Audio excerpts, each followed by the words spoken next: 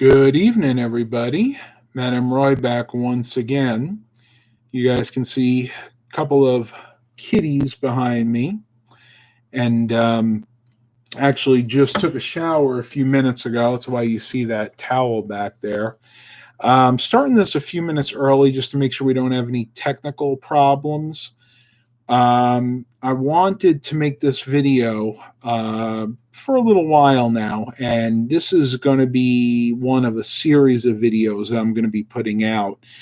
I'm going to give it a couple of minutes before we get into the meat and potatoes of this. It's not going to be terribly long tonight, but it's something I think that needs to be shared because I feel that during this difficult time that we're in, a lot of people are probably struggling with this. So we'll give it a couple of minutes here. You guys and gals out there can take a look at Milo. I'm sure he'll stay there for a few minutes. As soon as we hit 9 o'clock, we'll be talking a little bit more about the topic at hand tonight. Goats invade California neighborhood. I tell you, I love looking at these headlines, all this crazy stuff that's happening right now.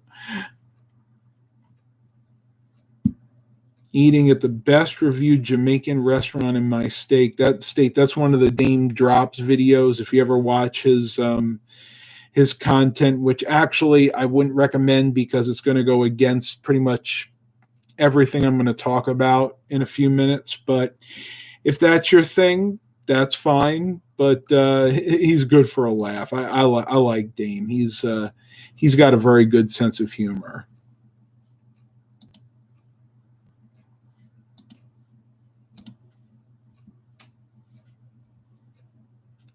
Got Yanks One Fan 09 here. We got George Blakely here. Nice.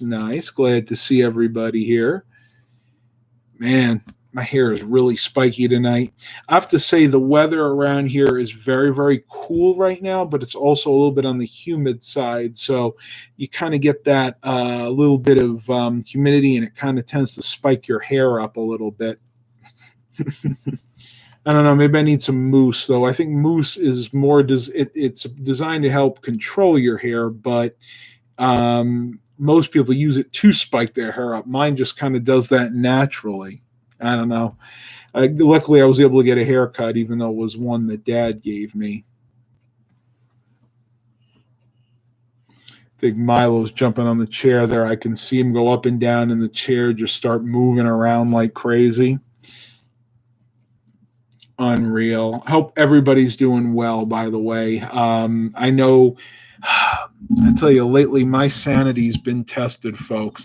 It's not been an easy time, but I think it was necessary, and I think we're going to start seeing the light at the end of the tunnel very, very soon. Just please, if you're having any type of emotional issues, contact someone out there. There are a lot of first responders. There are a lot of mental health professionals out there that are ready, willing, and perfectly able to help us during this very difficult time. And I am not immune, folks. Believe me, I have had my share of ups and downs in that department. So anybody who's having issues, please contact somebody. That's why they're there. They're there to help you through these difficult times. All right. Gonna hit 9 o'clock here any minute. And I'm sure most everybody is probably going to see this in post-production. But okay. I've been thinking a long time how I wanted to start this. I've been reading a lot of articles recently about weight problems during this whole crisis. You know, people are inside. They're not venturing out. They're self-quarantining. They're, stuck inside. And what do we inevitably do when we're stuck inside? We eat. I mean, that's human nature. And the fact that we're sitting inside, maybe binge watching Netflix,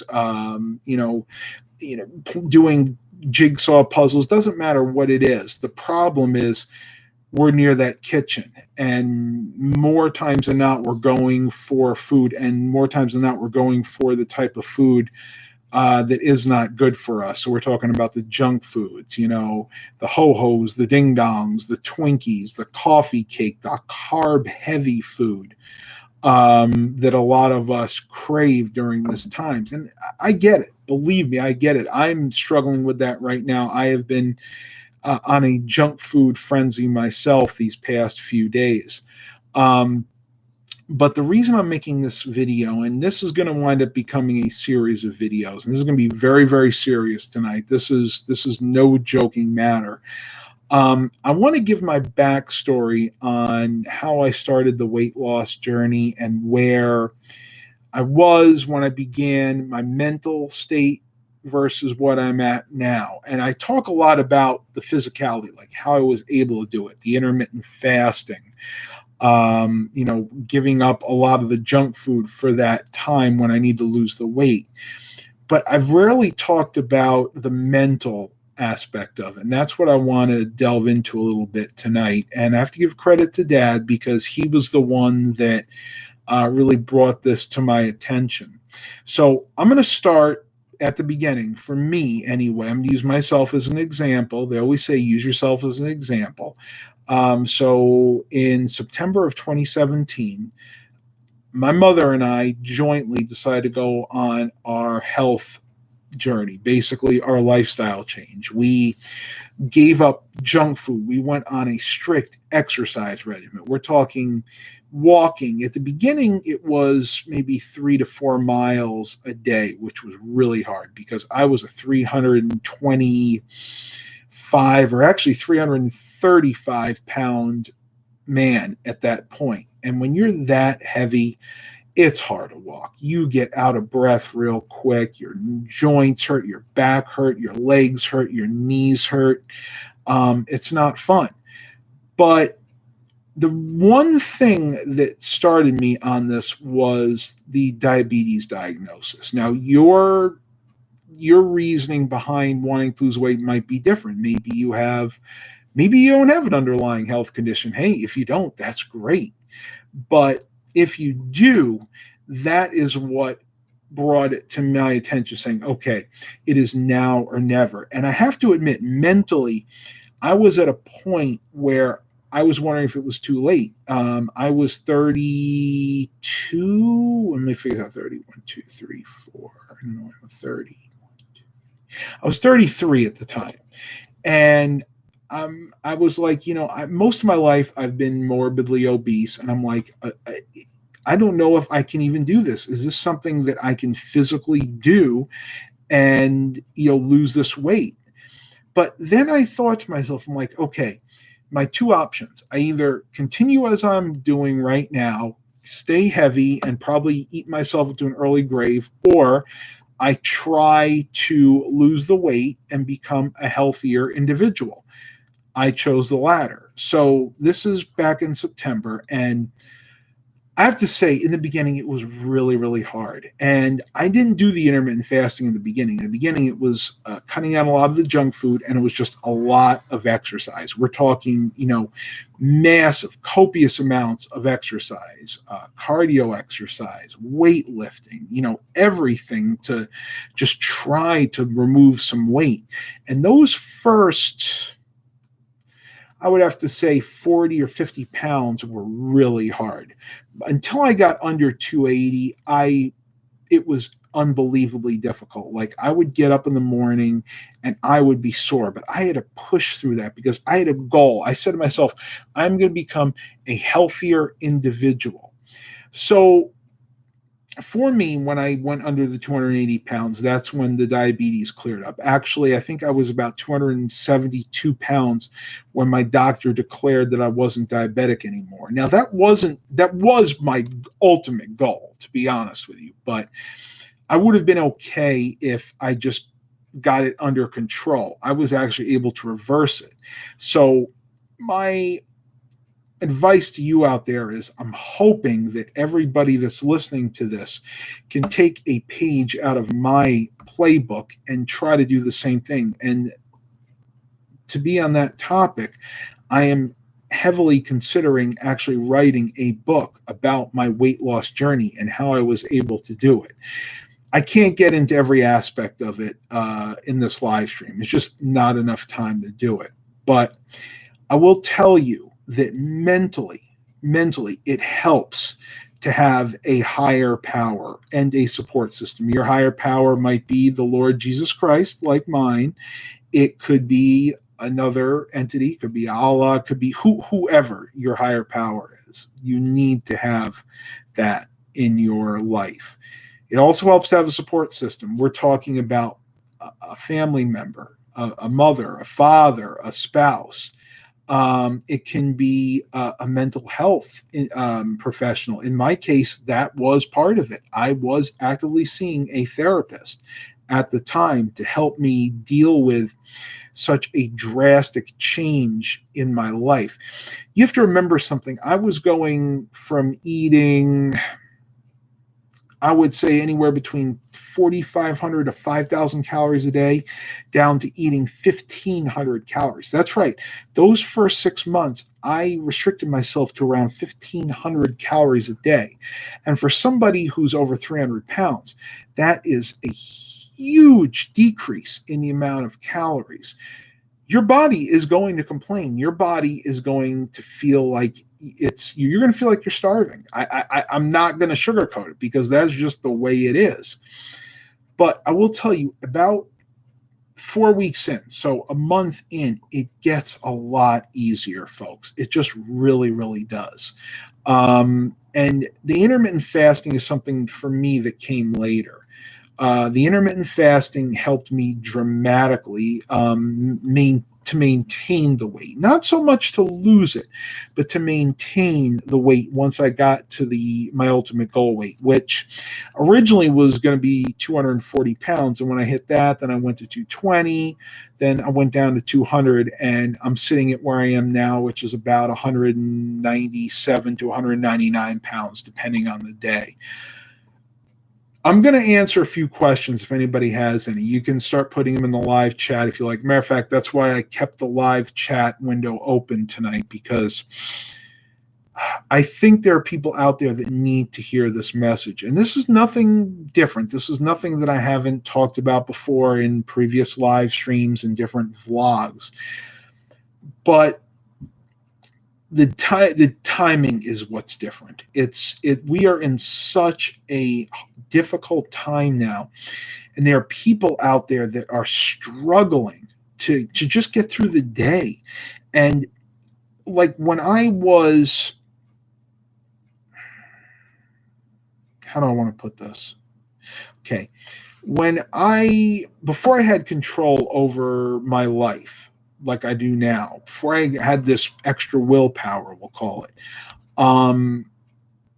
food ruled my life. Food was my comfort.